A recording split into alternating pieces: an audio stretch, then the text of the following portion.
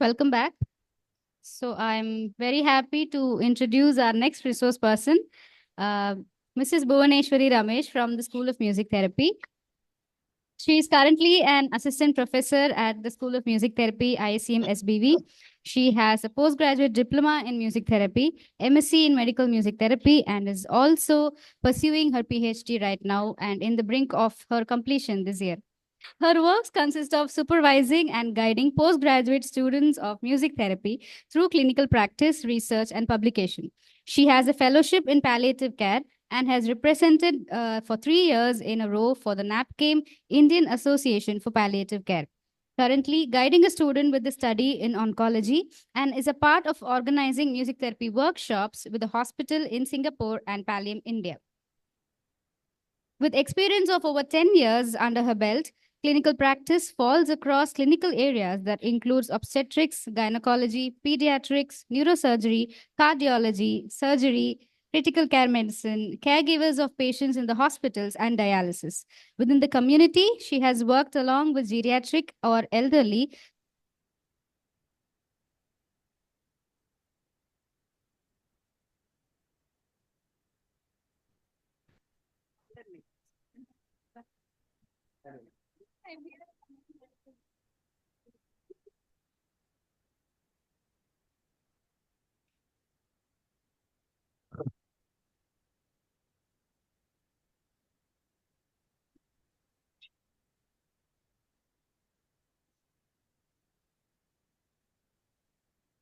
Hello, where was I? Children with special needs, transgenders, children in schools and in orphanages. With an ardent interest in research, she has about 15 publications that emanated through the clinical practice, with 5 more in pipeline. Next. She has a few global achievements as well. She is a regional liaison. Sorry, I don't know why. For Southeast Asia with the World Federation of Music Therapy for the second term. She has presented her clinical work with obstetrics and gynecology and patients with suicidal tendencies at the World Congress for Music Therapy in 2017, 2014, and 2023. She has also presented as invited guest at the International Online Conference for Music Therapy for 2 years in a row. Her work with WFMT brought together resource persons and learning pedagogy from across the globe that include India, Asian countries, African, USA, UK, and Australian counterparts. As part of advisory board, BOS, student exchanges to various universities across UK and US, collaborating for conferences, workshops, and seminars. Welcome. I invite our dignitaries to honor our resource person, Shobna ma'am, Dr. Annie, and Dr. Baishali. Please come on and please honor our resource person. Okay. So my topic is on the best practices. So I'm going to start with a very bad joke. This picture here is from 2017, which I haven't found. So the best practices are basically those that happen over a period of time. So I haven't bought anything of my own photos. So that's a very bad joke that I just gave. Anyway, so we have quite a bit of best practices in this institute. We've been here for about as a music therapy in department from 2013, but we've been here from 2008. So, right. So basically what we need to be talking about is what is best practices. So they are a set of methods or techniques or a structure that we have been doing over a period of time. And that becomes a regularity within that particular scenario or university or any setting. So it could be a college, it could be a hospital, it could be a department, whatever. Over a period of time, we end up with certain structures which have gone through the time period of having gone through issues, and we have found hitches or we have had problems, and then we correct it as we go on. And that becomes a best practice because you've been able to sustain with that particular methodology or technique and correct it. So that's what best practice is. So what is it? So it happens because you have a regular practice of it. And then it is a set program that becomes so it could be a structure that you already have, and then you keep working on it, or It could be a methodology that you have done, and that methodology you keep correcting over a period of time, and it becomes a setting within particular areas, and everybody is open to making it grow, and it starts to go on to different places and spread its wings. So basically, that's what a best practice is. So the ones that we have been has started way back in 2014 when I came in here, and from since then we've been having certain best practices. So I'm going to talk about four of them. Um, okay, so yeah. So the first one is meets. It is the use for healthcare students. The second one is Garbh Sanskar, which is a program that we do for pregnant women in the hospital. And then the third one is enculturated practice, where we specifically look at different cultural aspects when we work with people. Because India, we all know, is very diverse. So every 100 or 1,000 kilometers, we have a different dialect, we have a different culture, we have a different color, we have different religions, and it's just diverse and colorful. So having an enculturated practice for each human being as we grow up needs that perspective that we need to be able to understand and work with patients. So that's a very important aspect that we try and do, and we've been using it with all the students as well. And then Nadam. Nadam is sound. So we try to bring Nadam as an environmental initiative, which was started in 2019. So this is just a brief idea. So the first one that I spoke about, it's the full form is musically expressing emotions and thoughts for success. It was started by Dr. Shobana and Dr. Sumati ma'am, who was here way back in 2014. It was started for the students, for MBBS students in this university. They had a structure. They planned on a structure. They had a pre and a post PSS and an anxiety score or something like that. And they did a statistical analysis on the survey. So normally, this is for the freshers who come in, because we know when it comes to MBBS, first of all, they have to go through this rigorous training in their 12th and then come into this. And then within a medical college, you can see that the students are coming from all over the country, right? So they have different cultural aspects. And then the first year, they'll all be happy, but then they move to different places. So why do we do it? Because of the academic rigor. So the first year itself, they'll get these huge books, which can be very intimidating. I'm sure they know it theoretically, but when they look at the books, they get very scared and they're like looking forward to working on it. And second is sustainability, to be able to cope with that rigor of the academics, the need to learn and all that. So we brought that up. So what do? We give them experiential sessions with music therapy techniques. So it's normally a freshers program. So during the foundation that they have, we have number of sessions. So it started way back in 2015 with one session of 2 hours. So we were given like an orientation program. So we used to do at least 4 techniques in that. So what do we do? So we'd set an induction. So we'd give them an idea, like basically give them about 20 minutes of theoretical knowledge. What is this? What is that? With pictures and all that. We do like an introduction. Then we start with actually not rhythmic improvisation. I think I missed something. We do a warm up just to get them all to focus on what we're doing, because those groups are actually 250 students in each batch. So 250 of them sitting in a huge hall. So we need to get their attention. So we do warm up techniques that we have in music therapy, like singing together, or we do humming, or we do stand up and just, listen to what I'm saying, clap your hands, just to get their focus. Then we do rhythmic improvisation, because we don't have that many percussion instruments like we do like a drum circle. We just show them how rhythms can be used without having any instruments. So they have desks, they have hands. So we show them body percussion, or we show them you can stamp your feet or you can clap your hands, and show them all the outcomes that can happen due to these techniques. So focus, attention, they experience that during that 10-15 minute period that we can give them. Songwriting, we can't really do. So what we do is we create a very general idea of what it would feel like a fresher, and then we sing it to them and they sing along. So we make very simple songs that they can sing along with us. So that becomes group singing. And then we try and give them a 15-minute relaxation. Again, it's a very difficult thing to do, but to an extent, we can give them an experience of what it is. So this is the basic session. And if you can see how these are all some pictures, this was done way back in like 2016, 2017. So we'd have a drum circle, and then you can see those students there. They all come on the dais and they're all ready to dance. And then we also sing and write songs and get them to join us together. So this has been going on every year. And when it started with 2 hours, now we have like a 16-hour package that we give them every hour, every week, for them to experience each technique in a better manner. So why do we do this? So we need evidence for everything. We're in a medical college, they look at scientific evidence. Why are we even doing it? We are giving them an awareness of how music can be used. Everybody listens to music, so they need to be understand that. I think Janita spoke about sense of coherence, awareness. How do we become aware of ourselves? Do we know what's happening to us? Can we use music as a tool?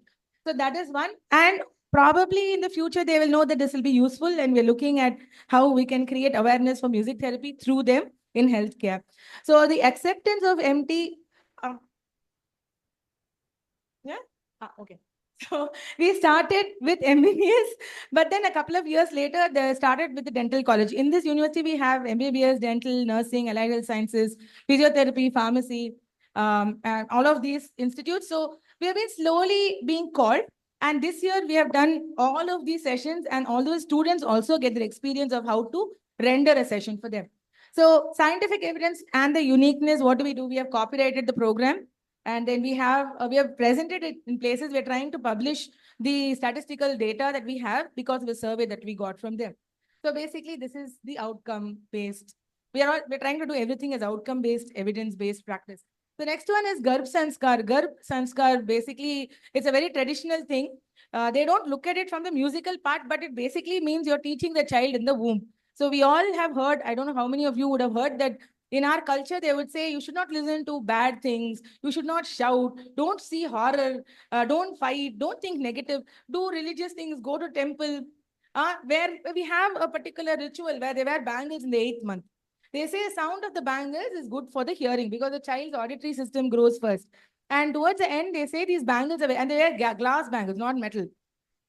So there is a reason for it, and we have a history. So what we are trying to do is we are trying to bring in the music and the traditional aspect into the current medical setting. So what we do, we use it with pregnant women. So in the OPDs, when they come in, we work with them. The H1, there's a ward where we work with them. They're staying before the pregnancy. They also work with them after the pregnancy, after the delivery of the baby, and even before, during labor. So why do we use it? Coping strategy. Now, I think Janita was talking about continuum of health. So we shouldn't be looking at pregnant women as diseased people, right? Pregnancy is a happy thing. We should be happy. And I have heard most of the students will come and say, ma'am, they are pregnant, they're all very happy. So we are not looking at a disease in them. We are looking at how music can enhance their well-being. So when they listen to good things, their blood pressure and they're feeling happy. And when you're feeling happy, the hormones all are surging in your head from your head to your body. And that can help the blood circulation to the child, which is very, very important. So that we also use it, like I've written, comorbidity. So we have gestational diabetes, gestational hypertension, and we have seen there is marked differences in the way that they have worked with. And what do we do? Experiential sessions. So we have a set of things we do with them. We give them like a chant. In India, we do a lot of chanting. So there is one temple in South. It's called Garbha Rakshambigai, meaning the goddess who saves, who protects pregnant women. The goddess will have like a pregnant belly, and it's very, very pretty, and they have chants for it. So I normally what we do is we chant for them, and they also chant along with us. We give them a paper, we tell them I'm going to sing it, so you also sing along with us. So what we're doing is that I'm not going to be there with you every time. So I'm giving you these papers so you can learn and sing along the way towards your pregnancy. If I get to see you in the follow-up, I'll see how I can help you more. So basically, we can't be there every time. We try the follow-ups, doesn't happen. So what do we do? Culture-based chanting, listening to vernacular secular music. So now we have to be very careful because here we have Muslims who come, there are Christians, there are Hindus, and Hindus itself, many, many, many different castes and stuff. So we have to be extremely careful that we don't go and say, oh, I'm going to sing the Garbha Rakshambikai chant to you, and you're going to be like, what the hell are you doing? So we have to be very careful. So we don't do it with everyone. So we have a Tamil song. It's in the vernacular language that we sing for them. It's a very, very easy language. And God in a very secular manner. So we call Iraiva. Iraiva is God. And everybody can use that word. So we use words like that so they can also sing along with us.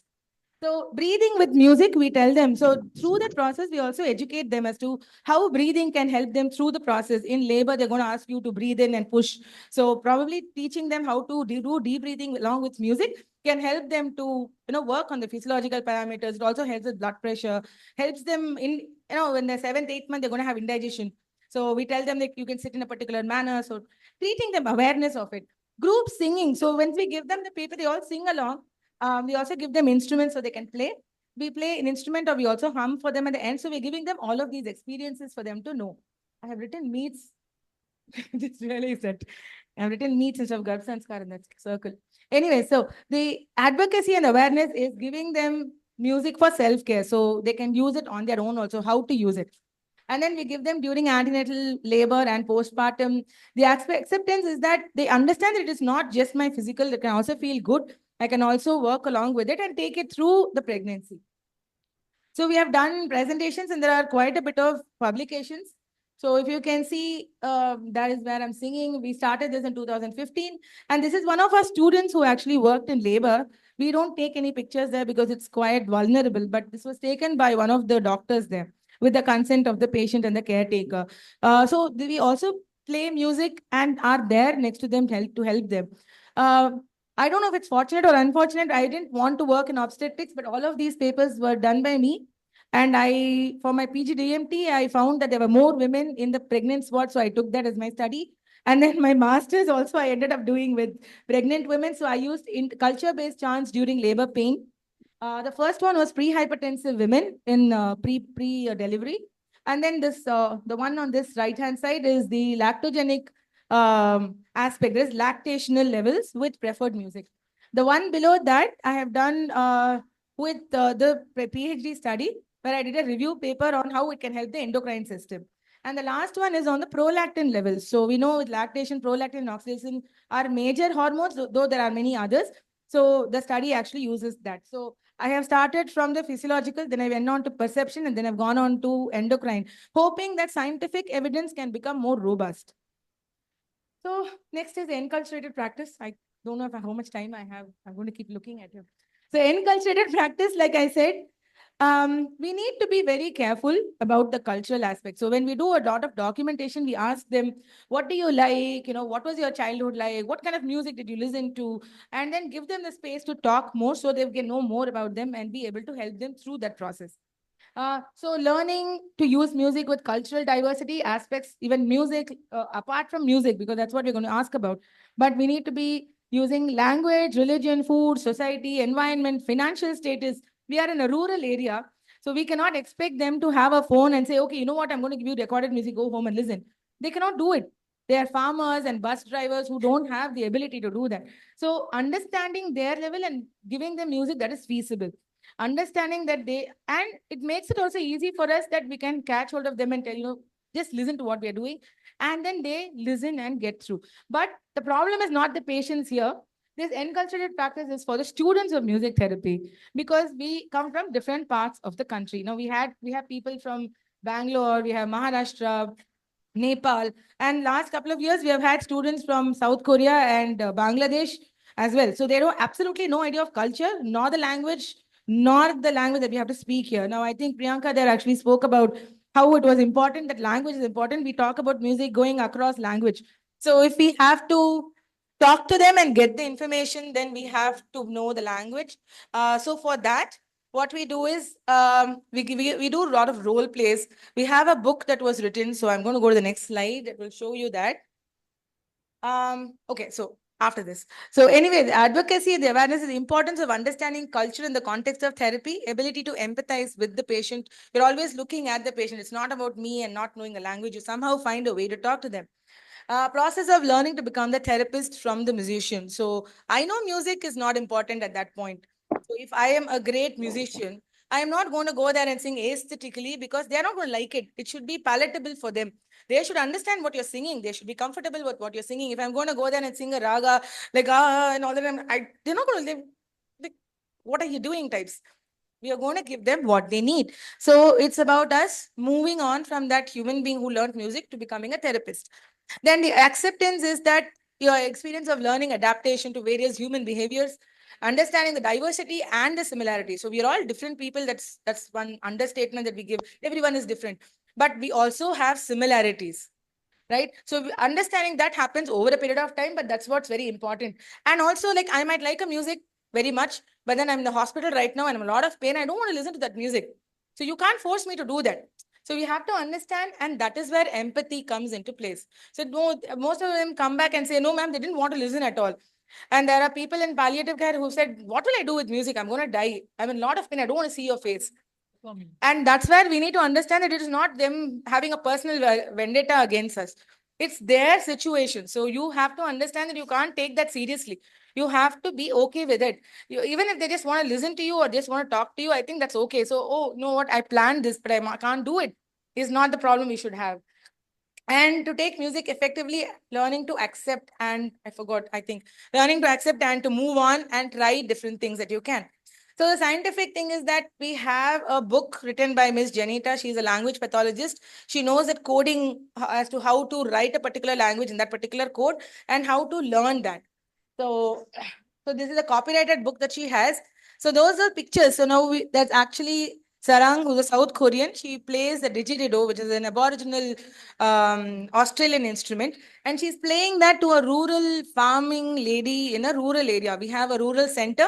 She went there. She has no idea how to speak the language. She just knows a few words, but she still managed to work with that patient and without having to really go near them. We keep thinking we need to go near the patient so we can become better. No, it's not true.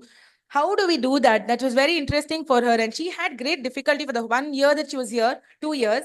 The first year, it was always other people looking at her as a foreigner. And they would give her, oh, come here. Like, I know Dr. Annie must be feeling that. They're all looking at you. And then, and she was finding that extremely difficult. She didn't want to be separated and looked at. She took almost a whole year. So I would tell her, like, you know what, you should take that as an advantage. Take that as an advantage. That's the culture. So let it go. It's okay. So what? They like you. Take that as an advantage for you to go through. So that's what she did. Second year, she became extremely comfortable. And she was the only one who worked in psychiatry department. In this university, they're all Tamil and you need to talk a lot in psychiatry. And you need to know the language. Now, she didn't have to talk the language. She got the help of the nurses and the PGs. But she worked with people addiction and also one with schizophrenia. So that's where I think we need to get the inspiration. Most of us keep thinking, I don't know the language, but I think it's about how you deal with it and how you find solutions to it. So that's one. And then we have other ways of doing it. This is Utpala. She's from Sri Lanka. She also doesn't know the language. So she also has made great changes with people in neurosurgery, rehabilitation. She's worked in right now she's working in oncology and she's using songwriting and collage. Again, she has to learn the language to be able to talk. So it's how do you do it? So we help them with this book that you have. If anyone's interested later, probably we'll see if we can sell it out to people. But the point is, it has these codes and it helps you to learn the language better. So that's one thing. So I'm coming to the last one. Nadam is for everybody and anybody. So we're looking at salutogenesis, we're looking at everybody is good. Sound is good. We like humming. When we're listening to a particular instrument which is calm, we like it, right? So, but Nadam basically means sound, and this is also a traditional aspect. Our own music starts with Nadam, sound. So we try to use it to camouflage the environment sounds, positivity, and engage in coping with various environments and also different situations. So within the hospital, the wards are very noisy. Sometimes we can't really give them music, but then we get them to come together and sing along, and that also helps. But we try and bring chanting and humming and singing, which is much more things that everybody can do together and not use too much of percussion. We try to do that, but chanting really helps.